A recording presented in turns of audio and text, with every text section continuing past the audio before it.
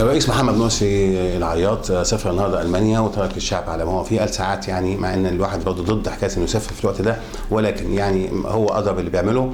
المهم اللي اعلنه هناك، قال انا لست ضد اليهود ولكنني ضد الممارسات القمعيه التي تتخذ ضد شعب اعزل.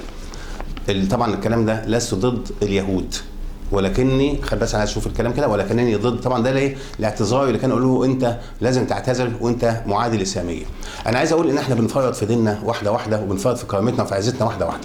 الاول كان اي مشكله تحصل من الدول العربيه يوكلوها لجامعه الدول العربيه، منها مشكله العراق لو تتفكروا لما هجمت على الكويت ودخلت فيها امريكا، وقالوا الجامعه الدول العربيه هي اللي تحلها، وطبعا الامم المتحده خرجت الموضوع خالص.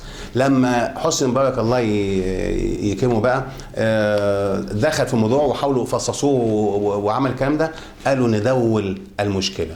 التدويل دي كان اول بدايه التسيب بالنسبه لنا، وان احنا سيبنا كرامتنا وسيبنا الموضوع خالص، فبقت الامم المتحده هي اللي تقول.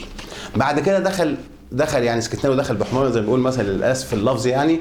اللي بعد كده ابتدى يتكلم عن المحاكم الدوليه.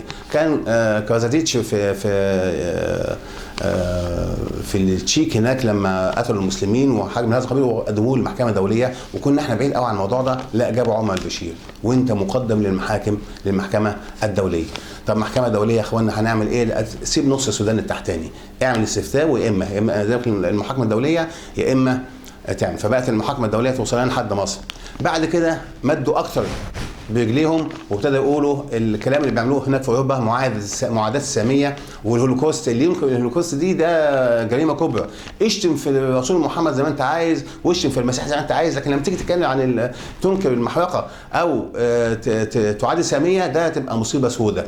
وده اللي ابتدأوا يعملوه معانا. راحوا جايبين التسجيلات بتاعه الرئيس مرسي ايام ما كان في 2010 وهو بيتكلم في اليهود وابناء القرده والخنازير، وراحوا ماسكين له الحاجات دي وجابوه دلوقتي هو بقى يعني ايه رئيس دوله حتى تعتذر وانت كده والا معادل الساميه. وفعلا راح المانيا واعلن الكلام اللي احنا قلناه. وانا ما اعرفش يعني اللي هيوصلونا لتفريط في كرامتنا اكتر من كده لفين. انا مش عارف يعني، احنا بقى مش عارف.